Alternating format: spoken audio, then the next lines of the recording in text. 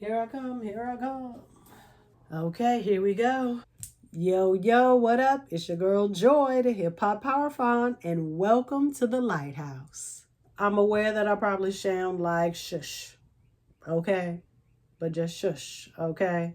I had to delay a week or whatever because I was sounding worse than this, okay?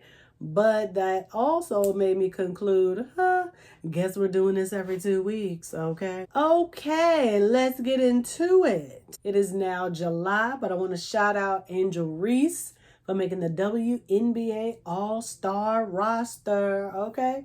Ooh, hopefully I can get some sound effects in there, okay? She was also the June Rookie of the Month. And so, let's get into some basketball, shall we? JJ Redick is the new head coach over in La La Land, okay? And it's no coincidence that him and Lebron had a podcast right around the time when he was being interviewed, just like a few days before. I watch sports podcasts, obviously, since I'm doing a sports segment. But when I saw it pop up on the first episode, I was like, y'all got a podcast? And then boom, and now you interest for the Lakers head coach job? Okay, but whatever. I'm from VA, Southeast VA to be specific, and JJ Redick did a nice little stint out here, okay? Boo Williams, he was part of, it's like an AAU, like, what is it? Channel to get players into the NBA. So even though he's from Tennessee, he made himself out in VA.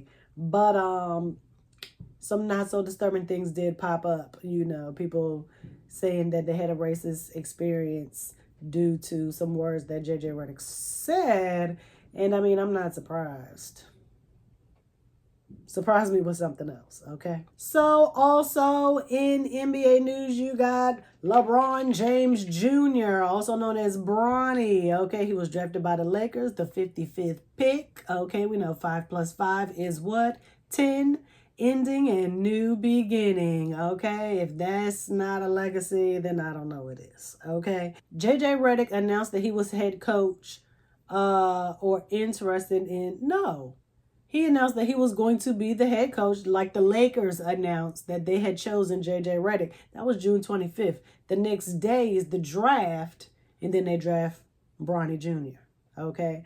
I'm just throwing it out there. So I thought it would be interesting to look at LeBron James's birth chart. Let's do it. Let's do it. So as you can see, LeBron James's birth chart, he doesn't have anything in Leo. And I'm highlighting Leo because that is the sign, or if you want to do fifth house, or if you want to talk about the sun, okay? All of those things are the same thing, just like different dimensions of the same archetype, okay? I'll say it like that. So there is nothing in Leo, okay? Leo is all about sports, entertainment, performance, okay? And LeBron doesn't have anything in Leo at all whatsoever.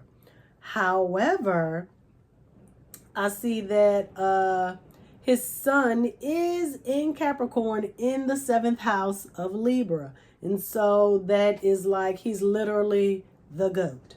And with it being in the 7th house, that also makes him relatable, okay? But it is also home to opponents. And who does he go up against in playing basketball? He has various opponents that he has to play throughout the year, right? Okay, you picking it up, But more importantly, the sun is about your identity, okay? Your purpose, okay? And he is absolutely living in that, okay?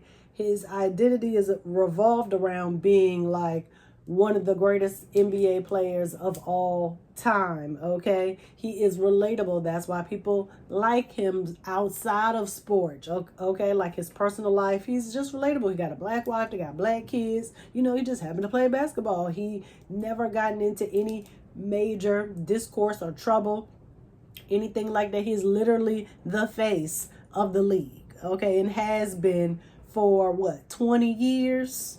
More than that, I don't know, okay? So you can see that his sun is also conjunct Uranus, which obviously conjunction means like they're within 10 degrees of each other. So the Uranus is also in Capricorn in the 7th house. But because Uranus is all about innovation, he definitely pushed the game forward. You know, he used his status as a player to make certain decisions behind the scenes that we, you know, as fans aren't necessarily privy to. Okay, you know, they got the NBA Players Association. So when it comes down to like negotiations and things like that, collective bargaining agreements. Okay, LeBron was in on that. Uranus is what? A collective planet. Okay, he's moving the game forward. There's growth, there's progress there. Okay, and also Uranus is also associated with intellectualism. And LeBron is always praised for having a high basketball IQ. Okay, that means he is able to pick the game apart intellectually, like during the game, watching film, you know, all of that stuff. I also see in his birth chart that he has Jupiter in Capricorn, but in the 8th house. And so we know Jupiter broadens things, makes things bigger, good fortune.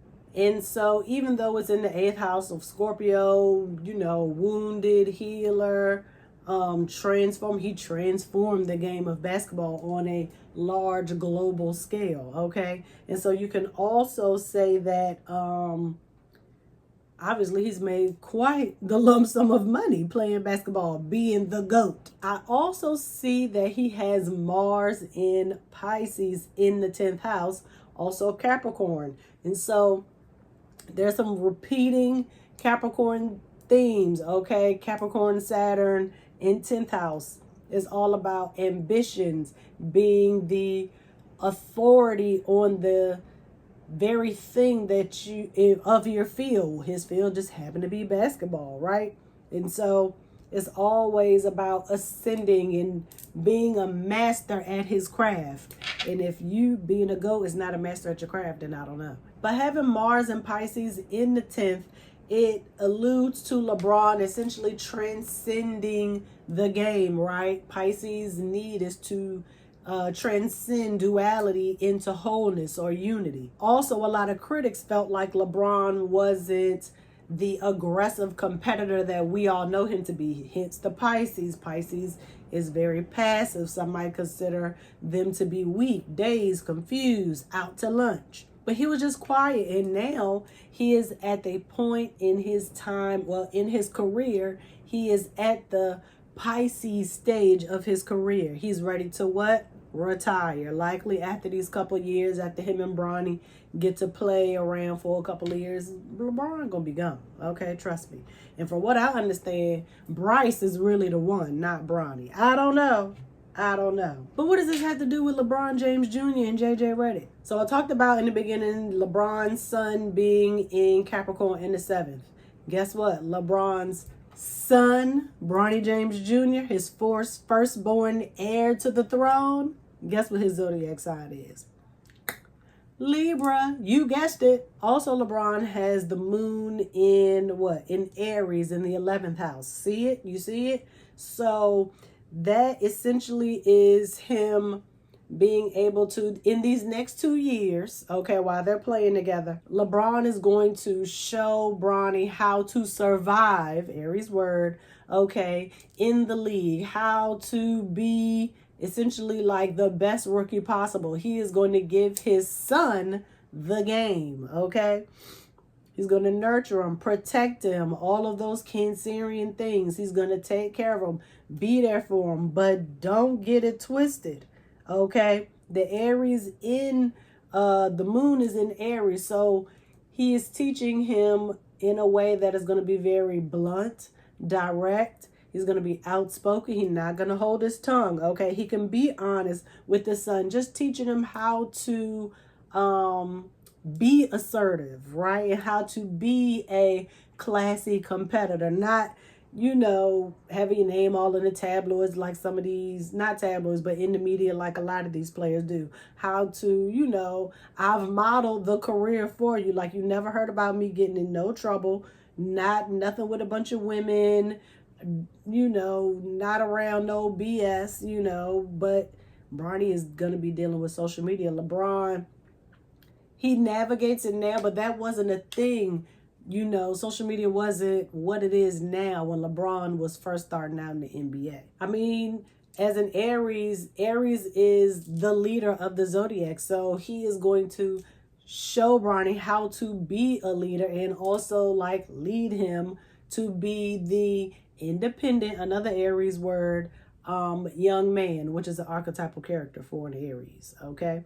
So yeah, I think this is really, you know, the birth chart of LeBron James, just reflecting this small portion of his life. And JJ Redick, he also has Jupiter in Capricorn, okay? But I couldn't get a time for JJ Redick, nor could I get one for Bronny James Jr., which is why we're only looking at LeBron's chart, okay? So I don't know what house, okay, JJ Redick's Jupiter in Capricorn is in, okay? And JJ also has Saturn and Mars in Scorpio. And so this is just the vibe that JJ gives off, okay? Him and LeBron do have that Jupiter and Capricorn in common, okay? But I think with the Saturn and Mars in both in Scorpio in JJ's chart, just kind of makes his motivations seem a little bit, you know, underhanded, in my personal opinion, okay? I think it's all about the power. I think he is just kind of being covert, okay, with how he is going to really pan out as a coach. I think JJ is a little underhanded and sneaky. I think he is willing to do whatever it takes to get what he wants. Okay. Some people might just think it's strategic. That might be the word they'll use in the media for JJ. He's strategic. But we've already seen how confrontational he can be at the very first press conference. He said something to the effect of, not that I don't care, but I don't give nobody cares. Affectionately. Okay, that's what they say instead of allegedly. They say affectionately. Next up, I just want to also give a shout out to the city of Charleston, South Carolina. Went there a couple of weeks ago. Okay, we ate and had a nice little bowl on the beach. The nightlife, it was pretty yacked. Okay, and so, you know, I was looking things up and I was like, oh, well, what zodiac sign does Charleston correspond to? And the book I looked in, okay, it said Libra, but it didn't indicate if it was Charleston, South Carolina, Charleston, West Virginia, or Charleston somewhere else. So, but normally when people say Charleston, South Carolina is literally like the first place they think of. So I'm assuming it's Charleston, South Carolina is associated with the sign of Libra. Okay, it's really nice there. It really is nice. Okay, you do got to have a little bit of coin. Okay, it's not just some small country bumpkin town. They have a Louis Vuitton. Okay, so if that's any indicator. Okay, but if you like to eat, you like the beach, go on down there. All right, so here we have an intermission for an ad for services. Okay, do not forget, okay, that I am an astrologer and a tarot reader, and you can buy a personal session from me, okay? Just go to www.12thlighthouse.com and pick your services. I have tarot readings, oracle readings, chakra readings, okay? We could do your birth chart. We could discuss it, okay? I have pre-recorded readings, okay? Exclusive collective readings, such as the summer solstice exclusive collective reading, okay? But there are 3 options with this one. I've never done this before, okay? You have reading 1 that you can choose for, option A. You can have reading 2 that you can choose for, Option B, or you could get both for a little bit of a discount. Okay, sounds good. All right. And don't forget, I got a bunch of pre-recorded stuff from last year that you can buy for like $5. Okay, it's all pre-recorded. You always have access to it for as long as you have the link. Okay. Okay. Oh shoot, I almost forgot to talk about the K-Dot pop out. So obviously it's 2 weeks later. Yes, it was everything. I watched it live. Okay. Loved it, loved it, loved it. Had a ball. Okay. I felt like I was right there in the arena. And this was like the night before we went to Charleston. So yeah. But anyway, I'm not going to dwell on how great it was. However, I was really hoping and praying and wishing and crossing my fingers that the Not Like Us video would have dropped by now. So the next episode, we will hopefully be discussing the Not Like Us video. Okay. Shout out to Team Kendrick. So I guess I got to talk about the BET Awards. I mean, I don't have to, but I have to. Let me just get into some quick highlights. After the Usher tribute, I turned my TV off and went to sleep. I was tired, okay? I didn't see Lauren. I think they did the In Memoriam segment. I don't even think I saw that because I don't remember it. First off, Taraji entrance, doing the pop out look, okay, with the hoodie, and the rap was good. It was cute. I loved it. I liked it. Okay, it was whoever wrote that. You deserve a little shum. You deserve a little shum, a little sprinkle. Okay. I loved Van and Eris. They were so cute. They were probably one of the best performances. I'm just saying. Okay. Of course, I loved Glorilla and Meg. They can never do any wrong in my book. Okay.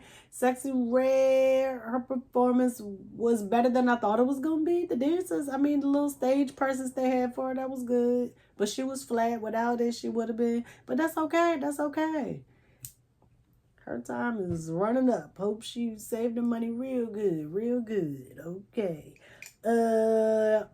This Usher tribute. He loved it. He chose those people. He knew what was going to happen. He just didn't know how it was going to happen. As it was happening, I did tweet, where are the male R&B singers? I mean, I'm a woman. I wanted to see some male R&B singers. I came up in the era where male R&B was a real thing. Okay, so I think Chloe did good for her song. Okay, I did like her. I forgot what song it was, but I did like her for her song. I like Coco for her song. Tiana did what needed to be done. Okay. Kiki, I think they just got her off of the hype for the whole, boyfriend, whole situation. But it was cool. Kiki can sing. I love Kiki. Kiki can do no wrong in my book. She need a variety show. Like, what's that lady name? Dang, I can't even think of it. White lady that had the variety show back in the day. Y'all know who I'm talking about. I just can't think of her name. Carol. Not Diane Carroll. It's a white lady. I don't know. I'll think of it at some point. Ice Spice was okay. Tyler winning was all right. Will Smith, I was not even I didn't even know he was on the lineup until the show aired. I didn't know he was slated to perform. He could have did a best of situation. That would have been so. You didn't have to apologize, Will. I guess you do. I ain't saying what you gotta do for me. You ain't gotta do nothing for me. I don't care. But yeah, Bad Boys was good. Per my previous podcast episode. So the Keith Lee thing. One, as I was watching, I didn't think that Taraji didn't know who Keith Lee was. Well, wait, let me take that back. Okay, so Taraji and Keith Lee. When I was watching it in real time, I just genuinely thought that Taraji didn't know who Keith Lee was. Everybody don't know who Keith Lee or what he looked like. They might know what he does and have heard the name, but they don't necessarily know what he looked like. It's not that big of a deal. But like she said, they do, like, celebrities not sitting in the exact same seat every minute of the show. Like, as people win and go up stage and all of that stuff, people move around. They shuffle people. Okay? I mean, I didn't even see what Keith Lee posted. I didn't even know it was a thing. I didn't even notice that he dropped the rose in dramatic fashion, or however y'all playing it up. But I mean, I just genuinely think it was just like a mistake. I don't even think it was a planned mistake. I don't think, no, I think it was just an honest mistake and y'all blowing it all out of proportion. But I guess it's not y'all that's blowing it out of proportion. But if Keith Lee wouldn't have posted that video, it wouldn't be being blown out of proportion, and Taraji wouldn't have had to respond. And some people don't like her response, but that's only because what I've been seeing, people only been seeing like a small segment of what she actually said. Context is everything.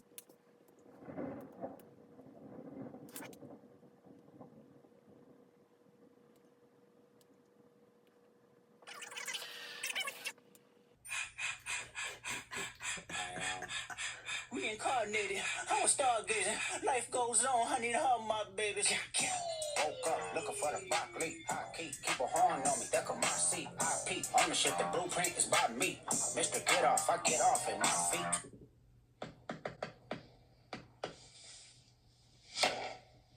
What's the password? Tell I me. see dead people.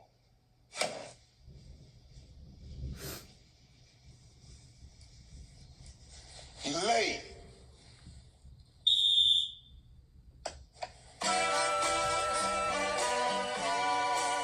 Come on.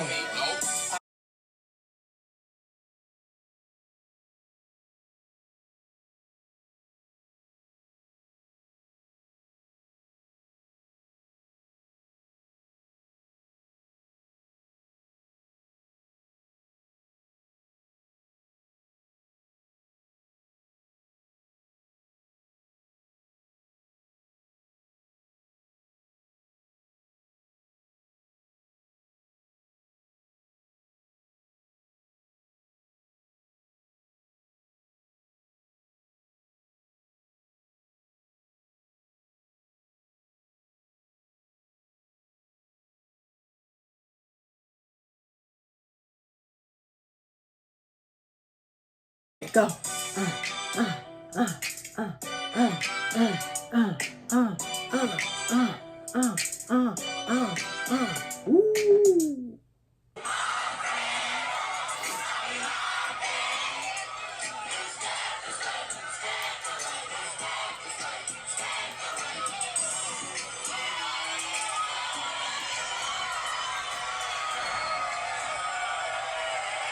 Kids was in the middle of all that. That was good. Just in time for the pod. 308,000 views already. Yes, yes, yes, yes. I don't know, do I keep going about the BET Awards or do I cut it for the damn video? Okay. We're going to do BET Awards. We're going to finish BET Awards real quick. Okay. I made a chart for the awards. Okay. Sun. Okay. The Sun is all about entertaining, performing. A lot of celebrities that go to award shows because they want to feel validated in their field. They want to get the approval of their peers and the fans. And a major broadcast, okay, on TV is how you do it. The show aired on Sunday, okay, and we just talked about what the Sun is, right? Performance, entertainment, all of that good stuff, right? So anything related to a broadcast or TV is very Mercury, Gemini, Uranus, and Aquarius. You know, you got to think about the broadcasting aspect. Some people might even want to throw in Jupiter and Sagittarius, right? So we know that Pluto is currently retrograde in Aquarius, right? Aquarius is all about wacky, detached. Pluto, we know, is lots of sex. Okay, so of course they're going to put that all over the screen. Okay, it was definitely a lot of sex happening on that stage. And as far as the Aquarius, I mean, like, it wasn't wacky, but at this point, I don't know, that award show made me feel like BET is like totally like they're detached from the culture at this point. Like, they have no idea what's going on. They know what's popular, but they don't know what the culture's feeling. BET, their main audience is, Black America, right? Supposed to be anyway. And a black audience is very loyal. Okay, it takes a lot to push us away. Very, very traditional. Okay, the black audience is very traditional. A lot of black families really more identify with the conservative set of values, but because conservatives are crazy AF, we got to be Democrats. Okay, so Not Like Us video just dropped. You just saw me watch it. Okay, love it. Love it, love it, love it. I thought it was going to be more though. I was expecting, I don't know, like different places in LA. I thought he was going to be like popped up in different places, but I guess you can't do that in LA or whatever. Not for no video shoot. It was a lot of people in that video, so no, you can't get no crowd like that in every spot in LA. I don't think that's feasible. So I ain't mad at it, right? I'm just trying to think. Like today is third because I don't have a chart for when the video was released. But today is Thursday, right? Jupiter Day. Big, good fortune, philosophy, higher education, teaching, professor, like higher education, college. Jupiter is what? The Wheel of Fortune in the tarot. Right? I mean, Kendrick is just, every time he do something, it expands the song. It makes it bigger every single time. Boom. Song came out, went crazy. Whether y'all think it was bots or not, I don't think it was bots. Whatever. If he did have bots, Drake have bots. All the artists have bots. I think it's part of the budget. But song was big. Then you do the pop out. Gives the song a whole nother life. Then the video. Ooh, the video with the owl, the real owl in a cage. Okay, it was nothing but culture in that video. West Side LA culture. Okay, that's what we see in that video. Tommy the Clown, the dancing. Okay, the people, the women. Okay, black women, I see y'all. But Kendrick, that video, you diabolical Gemini, you diabolical, right? On 4th of July. Ooh, America's birthday. Ooh, because guess what created that culture?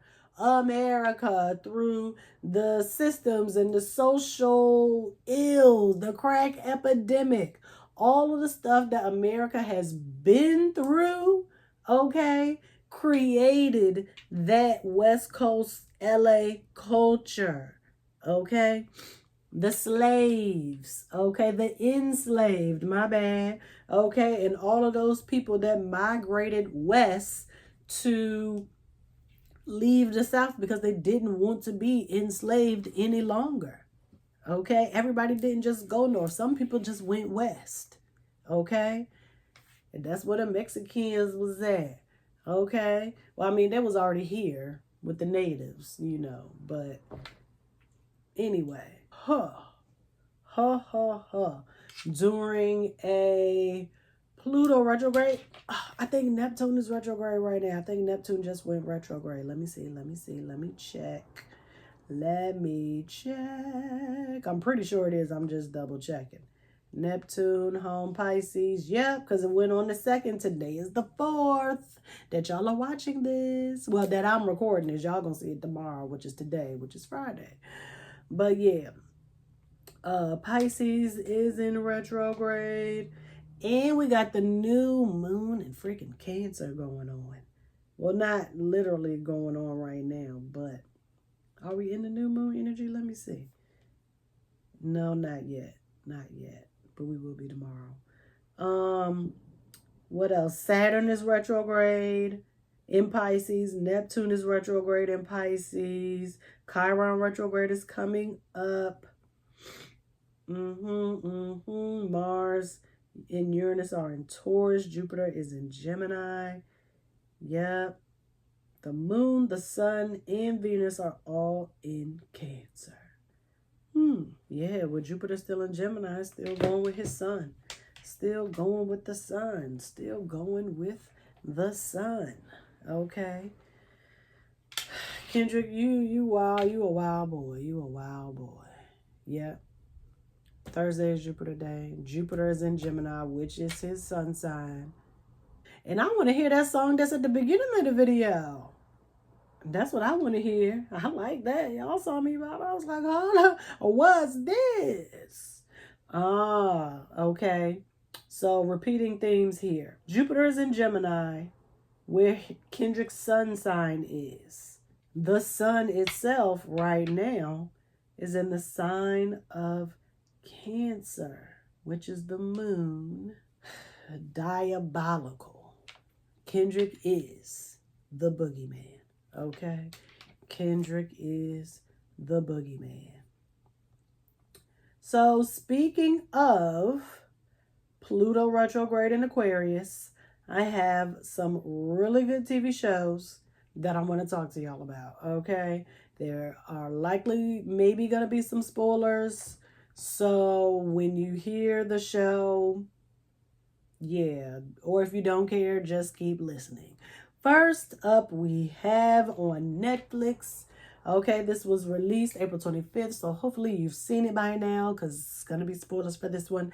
Dead Boy Detectives. Okay, I noticed that every Pluto retrograde, every year for the 6 months, there is an increase in true crime, whether it's documentaries, TV shows, movies, just anything true crime investigative where you gotta like dig deep for some answers of some taboo, monstrous nature, evil. Okay, that is when those shows are released. And so first up we're gonna discuss Dead Boy Detectives. Okay, this TV show is a little dark. It reminds me of Sabrina on Netflix. So this is not for kids, and none of these shows are for kids, but Dead Boy Detectives is definitely not one of them. Okay? You got two ghosts. Can't even remember their names right now. Don't even get me started. But you got two dead boys, okay? They were bullied, killed, okay, and they were in some form of purgatory, okay? One boy went to hell, but he escaped, okay? And so he meets up with another dead boy that died at the same school that he was in out in England. So they decide that they're going to follow this girl or whatever they do in this case, and it leads them to the United States. Boom, here they go. And they rebuild their detective agency in the States. They meet this black girl, clairvoyant, okay, who lives in a house with this one girl. She had like these fairies had like taken over her brain. It was like crazy. And so they ended up helping her, getting them out or whatever. It was real cool. They lived like in a little apartment above a butcher shop owned by this goth girl or whatever. So long story short, the people who keep track of lost souls, okay, in the spiritual realm, you know, they was trying to help these, like, you need to get to your place. You need to go to either heaven or you need to go to hell. And so, but they found out that the agency that they were in, Dead Boy Detectives Agency, was kind of doing some of the work for them, finding lost souls and making sure that they make it to their afterlife. Okay, they was essentially running from death, who was played by the same lady that plays Death in Sandman. Her name is Kirby Howe Baptiste. Okay. Yes. I was so excited to see her because I was thinking maybe, hopefully, Sandman can come back too. I really enjoyed that. I'm a Pisces, so anything about dreams, I'm here for it. Okay.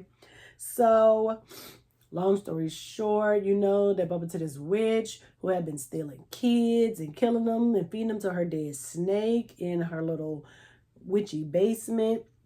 so she could stay young and all of that stuff and blah blah blah blah blah. They defeat the witch. Yeah, but it was kind of sad. The Asian girl had to die. She the one that had the fairy stuck. She had to die. She had to die. But I don't think she did, because that final episode, she ain't dead. I think she's stuck in her own little purgatory too. I don't think she went to heaven. I don't think she went to hell. So we gonna see. We gonna see what we can do about that. Okay.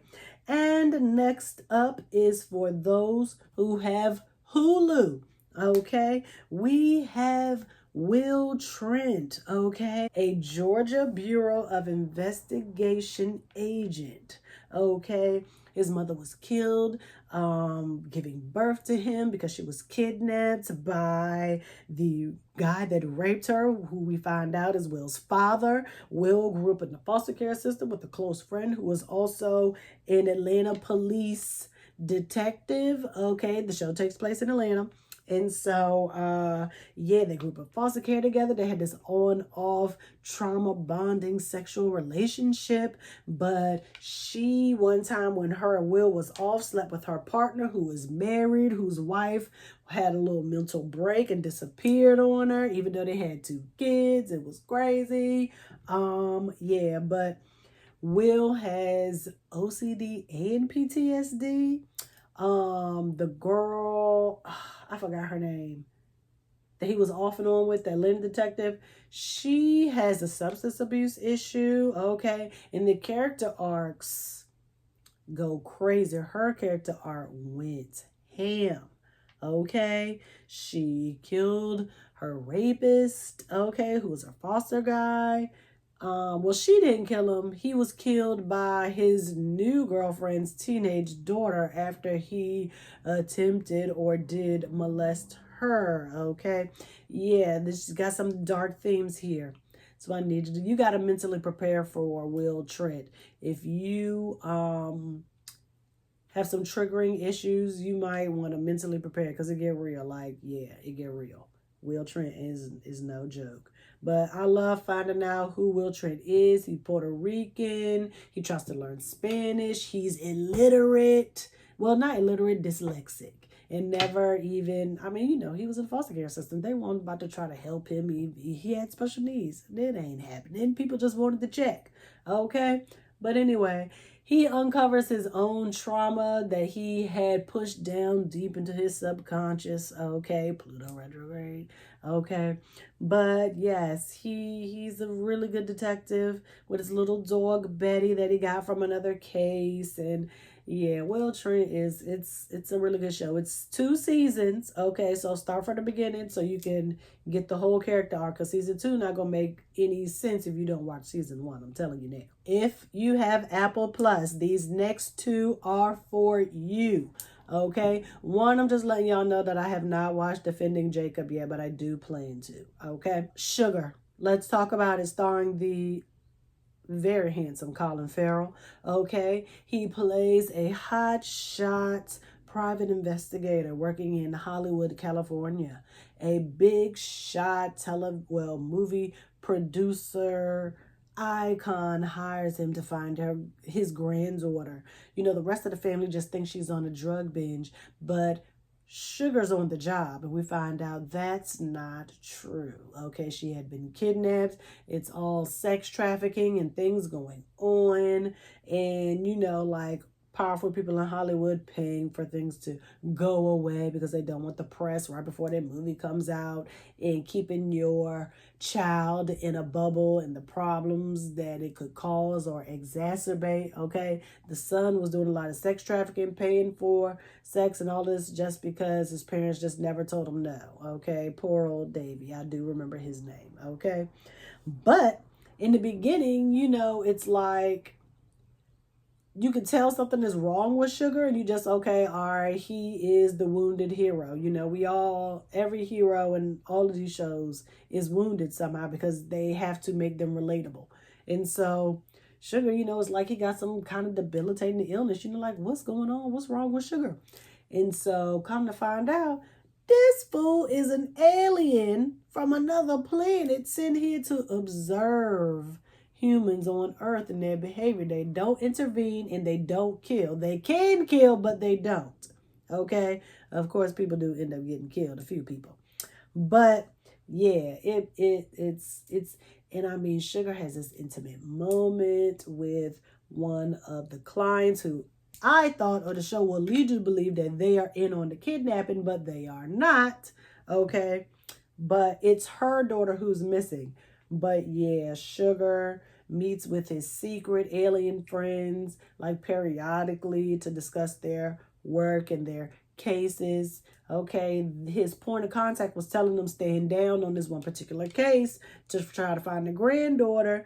And because come to find out, the granddaughter was kidnapped by a guy who was being observed by someone that Sugar worked with, a close colleague of his. So another alien.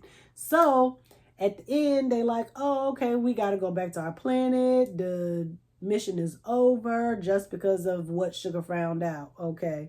And so the guy that was observing the killer, okay, he said, no, I ain't going back.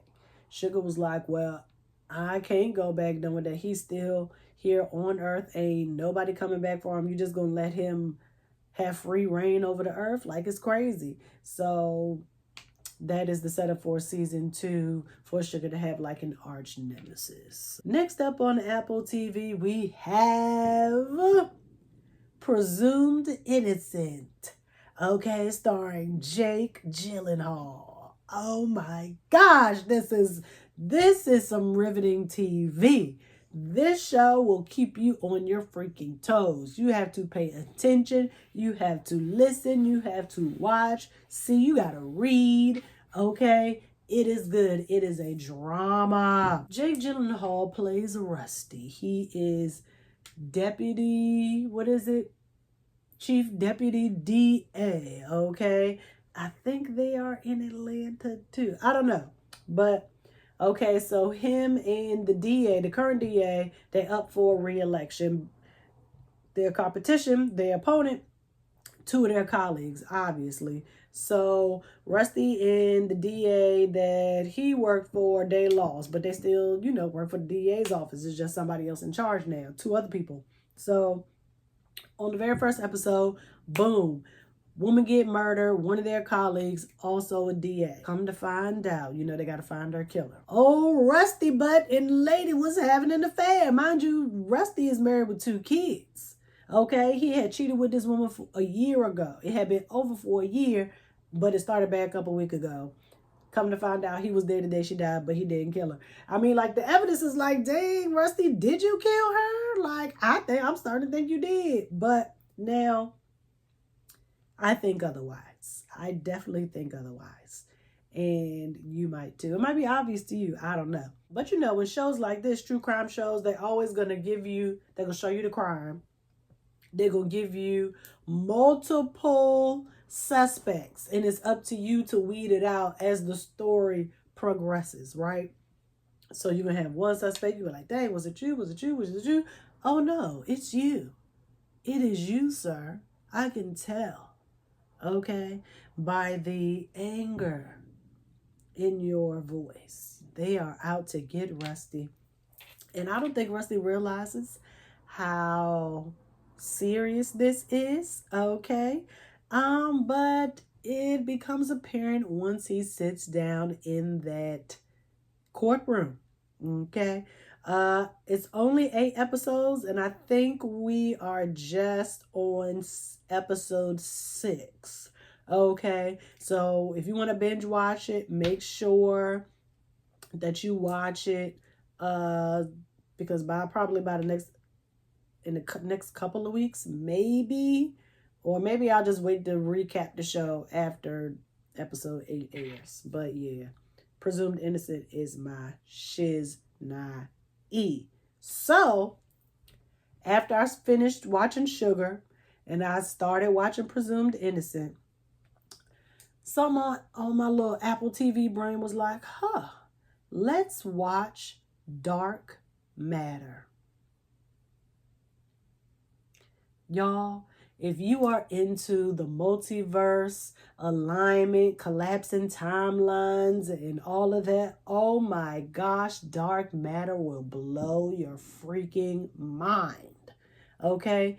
And it's funny because, I understand parallel universes. A lot of us, we know about timelines and various timelines. For every action, there is a timeline where decisions, played out. There's probably millions and billions of timelines out there. Dark matter. It's about a scientist, okay? He creates this box that allows him to jump on to different timelines. He found a timeline where he didn't become a scientist, he had a family, because there was this pivotal moment where the scientist, his then girlfriend, told him that she was pregnant. In the timeline that we see, he decided to stop being a scientist and working on the box to be a husband and father and a wife. And so they got married, they had a son, blah, blah, blah, blah, blah. But in the timeline where he told the girlfriend, I don't care about this baby, I ain't worried about this baby, I'm going to work on this box, he worked on the box and the box worked. He basically found where he was able to have the wife and the son, kidnapped the guy that we know to be the husband and father, and basically switched timelines. So when he took the husband back to his life as the scientist, the husband, he had no clue what they was talking about. They were trying to beat it out of him. He was like, I don't know nothing about nothing. I have no clue.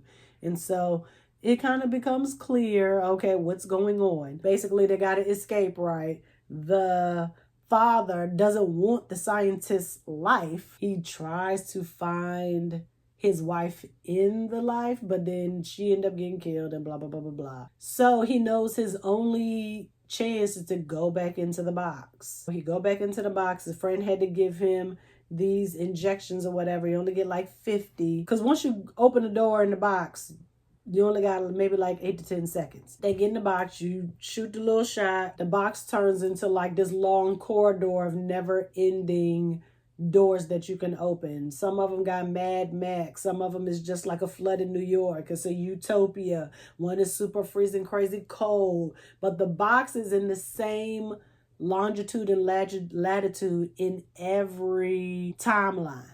So as long as you know the location of the box, you can always get back no matter what door you go out. The guy, in the meantime, the scientist trying to be the husband, but you don't know those people. And as the wife, she could tell subtle differences, you are not worried about money.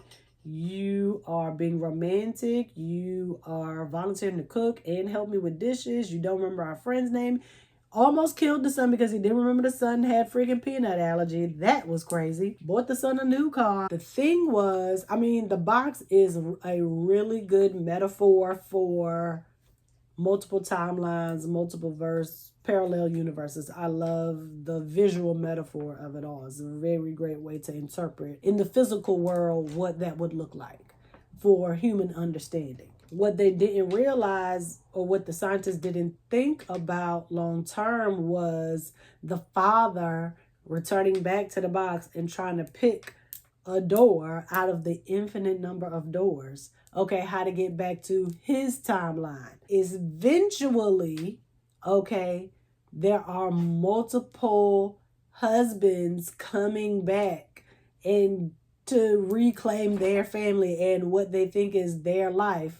Because this is a decision to go in the box, or it's a decision not to go in the box. It's a decision to keep going on multiple timelines and just finding one that you're comfortable with. Because some of the timelines were close, okay, to his original life, but not quite his original life. It would be something so small that is wrong. It's it's tweaked, okay? But yeah, that's dark matter is if that ain't Pluto retrograde in Aquarius, I don't know what is. Lastly, let's tap in really quickly to some politics. The Supreme Court Justices of the United States very reluctantly have decided that, quote, former presidents have absolute immunity from prosecution for official acts that fall within their exclusive sphere of constitutional authority. That is a quote from the Associated Press. So basically, Donald Trump is not going to be legally held responsible for any of the illegal things that he did while he was president. Okay, and so that allows him to be on the ballot in November for the presidential election. That allows the possibility of more laws and acts being repealed, such as the Civil Rights Act. Okay, they've already done away with a lot of things that are basic necessity or should be basic rights for humans in this country. But apparently not. Politics, politicians, it's all Capricorn, 10th house Saturn, okay? Political instability is a very Neptunian, okay, situation. Political movements are very Neptunian, okay? Neptune Pisces, 12th house is about helping the collective, escaping confusion. Political confusion is an understatement. The election is November 5th, 2024. Inauguration is January 20th, 2025. On March 30th of 2025, Neptune will move into the sign of Aries. Now, I don't know about y'all, but when I think of political instability, I don't want Aries. I don't want war. I don't want to fight. I don't want an impulsive politician making decisions for me. I don't want someone who thinks they're a leader, but they're really a fraud. Neptune is home to frauds. Just so you know, I'm a Pisces. I know a fraud when I see one. Project 2025 is a real thing, guys. It's a real thing. I need you to do your Googles. I need you to look at some reputable sources. And I need you to get out there and vote. This was a good episode. Hope you had fun. And I'll see y'all next time. Peace.